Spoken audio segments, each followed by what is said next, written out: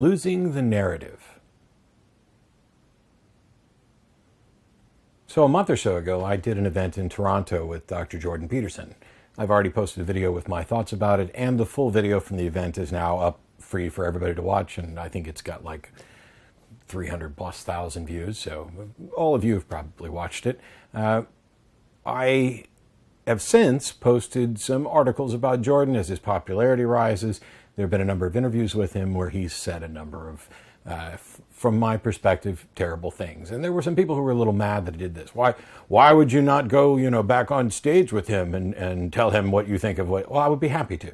I have no aversion to going back on stage with Jordan ever again, but that doesn't mean that I can't talk about it.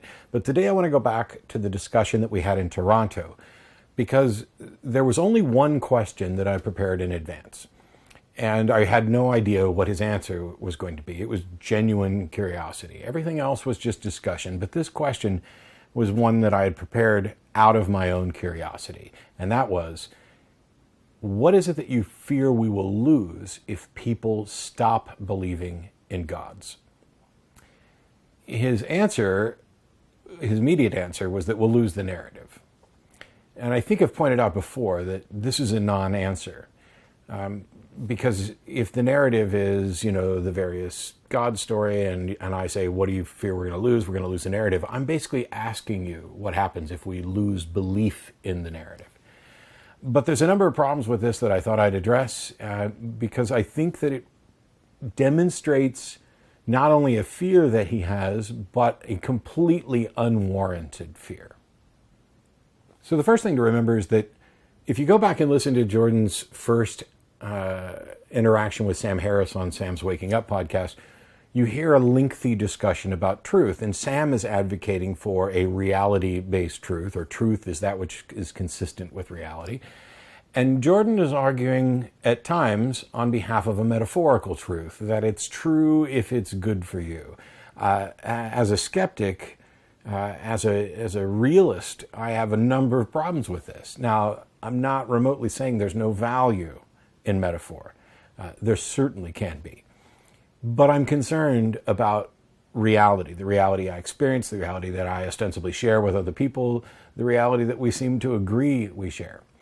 And for me, the value in a metaphor, the value in the narrative, is in whatever lesson actually relates to the facts about reality. So if you tell me that you're worried that we're going to lose the narrative if we stop believing in gods, you're essentially saying, if we don't believe in gods, we're not going to believe in these stories about gods, which is almost a tautology, because believing in the stories it requires this belief in God. But the value of the stories is not in accepting that the story is true. It is in discovering what truths that story tells. And those truths have to relate to reality. To say there's a metaphorical truth that is the metaphorical substrate under, yes, you can say that kind of thing. But we have essentially a story. Here's a story about a god and God's interaction with reality. And there are two positions that one could take. One could either accept that the story is literally factual, or one could not accept that the story is literally factual. And in both of those cases,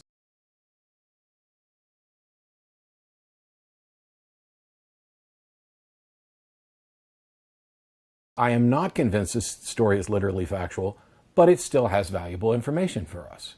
The very notion that we would somehow lose the valuable part is kind of absurd to me, because if it's valuable, it persists. Now, that doesn't mean you can't lose something that's valuable. It's just that the fear that you will lose it if you don't actually believe it's literally true is a problem. I pushed back on him during the discussion about this to say, well, we'll lose the narrative, but what of value are we going to lose? And it took him a second or two, if I remember right, and then he said art, that we are going to lose art if people stop believing in gods. I realize that I am constantly in debate mode, and that I have spent years on the atheist experience, and I've done loads of debates, and that perhaps we are speaking at cross purposes, that we're not talking about the same thing. But when I ask someone, what are we going to lose if people stop believing in God? And your ultimate answer, your ultimate clear answer is that we will lose art. Well, first of all, my concern is whether or not the God story is true, not whether or not it supplies us with art. So simply your fear that we will lose art, even if it were to be a grounded, reasonable fear, which I don't think it is, isn't enough to warrant belief in a God. I care about whether or not the stories are true, not whether or not believing in them produces art. But also, I don't think there's any risk at all of us losing art if we lose belief in a God. There's loads of art, both technically drawings, paintings, music, films, books. All of these things don't require a belief in a God to produce. And we'll set aside Jordan's assertion that all of us atheists really have something that qualifies as a God. I'm talking about belief in a God, not I'm going to label you as somebody who has belief in a God. It's very confusing to me that the man can say that we are not very good at understanding what it is that we actually believe, something that I agree with, not to the extent that he goes, but I agree that people aren't always crystal clear on what their beliefs are. But then to have him go on and pretend that while we're not clear about what we believe, he is clear about what we believe. So much so that he can say that the professed atheists actually have a God belief, they just don't know us. He's elevating his understanding of the world to a higher level than anybody else in order to denounce what it is that conflicts with his view about atheists and morality. But that's separate from this narrative issue here, because there are countless gods that we don't believe in, and yet we still know of them, and we know their stories. We know the stories about the Roman and Greek gods, the pantheon of gods there. We know the stories of the gods of other religions that we don't believe in. We know of the stories of gods from religions that have died off. The very notion that we would lose these narratives if we stop believing them is bizarre, especially since there's probably going to be somebody who still believes and still tries to promote. But for me, the value of the narrative is not the narrative. The narrative is the story. It's a construct. It could be true or not true. The value is in the moral, in the lesson that story portrays to us. That's where the value is. I don't have to think there was a talking chicken actually claiming that the sky was falling. I don't have to believe that Dumbo was convinced that he had a magical feather. I don't have to believe that there was actually a boy that cried wolf. In order to understand and value the lessons that those stories tell. There's nothing about the lesson that requires me accepting that this is portraying true events. The valuable thing within those stories is not the narrative, it's the moral, it's the lesson. And those things persist even if those individual narratives get lost. There are probably countless fables, children's stories that have been lost to time that teach the same lessons that other stories do. And those same lessons can be taught absent a narrative. You can, come up with a side analogy to demonstrate why hyperbole might be bad, or why people aren't likely to believe you if you keep saying false things. Jordan's fear seems to be that the bulk of humanity is just so confused and ignorant and stupid that they cannot be reasoned with honestly and openly. They have to have the valuable stuff wrapped up in fanciful stories in order for us to continue that. And if we lose that, oh my gosh, the world will decay because people don't actually believe this anymore. But the truth is, I can read the entire Bible and find things in there that are good and true and valuable about charity, about the human condition, and also recognize that the stories aren't necessarily true and that there's no good reason to think that they're tied to some sort of supernatural creator. Why? Because I'm applying skepticism, and because I'm able to distinguish between the valuable part, the part that relates to actual reality, from the metaphorical part, which is just a tool. The metaphorical part, the narrative, is a way to frame an idea so that it is palatable to people. But it's not the only way to frame an idea, and you don't have to frame it in something that is untruthful or not actually real. There's a little bit more here, though. You see, when Jordan was asked about what a true atheist would be like, he went to a narrative, specifically Crime and Punishment, and a character in there who was atheistic, who rationalized being a cold-blooded killer, and said that this is what atheists would actually be like. So when he was asked a question about reality, he went to a narrative that he doesn't believe is true. I don't think he's convinced that the characters of the story actually happened. He just went to what he views as the truth at the core of it. The problem is that the truth at the core of it isn't actually true. There are, in fact, people like myself who don't believe in a God, who have advocated for views like secular humanism. And I can't think of any realistic circumstance where I could ever become a cold-blooded killer.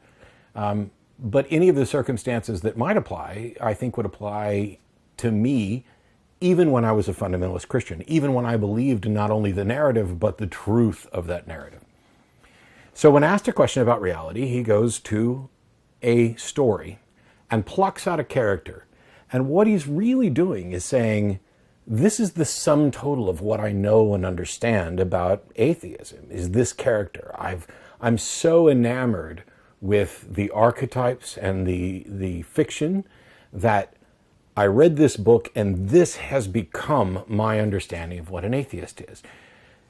Yet he doesn't realize that he doesn't require anybody to believe that the story in Crime and Punishment is true, that the characters were real, that these events actually occurred. And this fear of losing the narrative is also flies in the face of evidence to the contrary. We are constantly creating new narratives. Yes, some of them manifest as sitcoms on TV. Some of them manifest as dramas on TV. Some of them manifest in comic books where we have some of the grandest archetypes, and then those get translated to like the Marvel Cinematic Universe.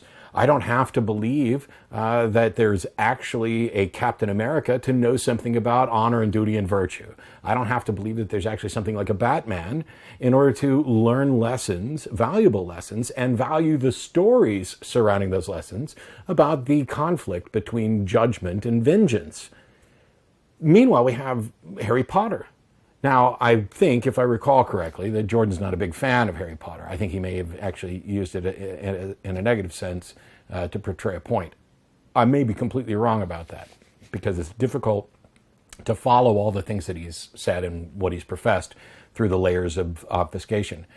But if anybody needed any evidence that we are not likely to lose a narrative or its value, all they need to do is look at the Harry Potter series. I'm sure there are people out there who went from wishing that the Harry Potter universe was real to believing, in a delusionary sense, that the Harry Potter world was real. But whether or not people believed it was real, there are plenty of people who clearly do not believe that it's real, recognize that it's fiction, and yet they still sort themselves into houses based on their character. This is kind of like a fictionalized version of various personality tests. You are Gryffindor, you are Slytherin, you are Hufflepuff, you are Ravenclaw. Sorry, I didn't want to leave anything out. And they will wear the colors for those particular houses. There are people who identify their religion on their driver's license and to their government as Jedi. And some of them seem to take it incredibly serious. Whether or not they actually literally believe in midichlorians and the Force, or maybe that's the New Testament of Star Wars would be the midichlorians. We'll just stick with the Force for them. What they actually believe about it is secondary, because it's possible to not believe that Star Wars is telling a true story and still find value in the lessons and the characters that are there. This is how we have built myths. This is how we have described who we are. This is the grand structure of Joseph Campbell's myth. This is who we are. We are storytellers. And sometimes it's much easier for us to say, here's an important fact about who we are, so let's put it in a story. The very idea that we must then believe the stories to be true, or we must redefine truth in such a way that it lumps this in, is absurd. The notion that ceasing to believe in God is going to make us lose art is absurd. That it's going to make us lose the value of those narratives is also absurd, because the value in those narratives are the same values that are in other narratives, and they are the same values that exist absent narratives. When you have communications with people, when you are sitting down to talk about your differences and what your values and views are in life, you can tell stories, or you can just be plain spoken, which I think is like his rule number 10, which he seems to violate almost every time he sits down. Speak plainly. Speak clearly. When somebody asks me, as they asked Jordan during our discussion, they said, if every thinking mind in the universe ceased to exist, would God still exist? Now, when I was a fundamentalist Christian, my answer would have easily and quickly been yes, because saying anything other than yes means that God is contingent upon us, upon thinking minds. And the God of classical theism, the God of my Southern Baptist Church, etc., the God of most versions of Christianity, isn't contingent upon anything. And to suggest otherwise would be heresy. And yet, he suggests otherwise. That perhaps what we've learned about, the effect the observer has on the universe, what might make it not such an easy question to answer, and he dances around with stuff that sounds like it's coming out of What the Bleep Do We Know and other pseudoscientific woo things. I have no reason to think that Harry Potter is real, that the Dark Knight is real, that the God of the Bible is real, that Crime and Punishment is real. And yet I can still recognize that there are morals, lessons, and truths within them which are real. Those are the things that are valuable. And they're valuable because they tie to the truth about reality. And I don't have to believe that fiction is nonfiction in order to recognize that. And when I stop believing the truth of a narrative, I'm not in any way required to stop accepting truths within the narrative. This is the big fear that he portrayed. I think it is outlandish and false, and I think it's there to hide a number of other concerns that are based on a concern about what might happen to reality should people discover the truth. I can't say this for sure, but it is consistent with the things I've heard him say. And it's also consistent with fears I've heard from other people. Oh, we shouldn't let people know that they don't have free will, whether or not they have will or free will. You can watch other discussions about that. There's a fear that if people found out that they don't have free will in the way they think they do, that the world would descend into chaos. There's a fear that if people find out that there isn't a God or some kind of cosmic ultimate judge of our actions, that the world will descend into chaos. There's a fear that if we mix peanut butter and chocolate, the world will descend into chaos. This is our reactionary minds inventing fears because we're terrified of what might happen if the world changes.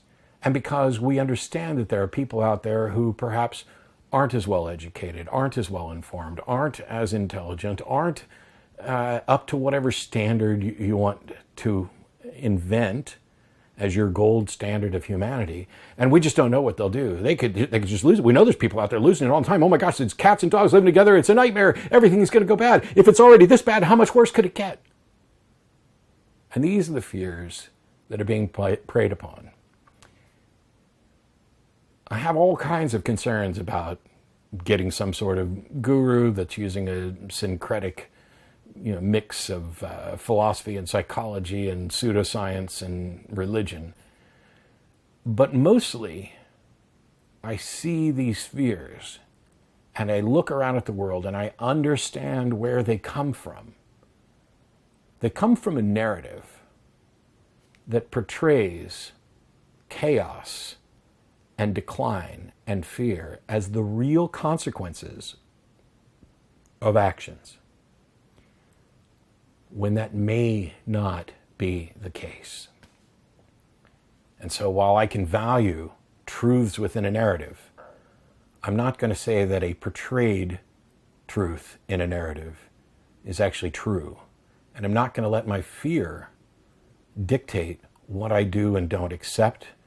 But more importantly, I'm never going to let my fear of what other people might do encourage me to deceive them into believing something for their own good. This video is made possible by supporters of the Atheist Debates Patreon project. You can find more information and add your support at patreon.com/atheistdebates.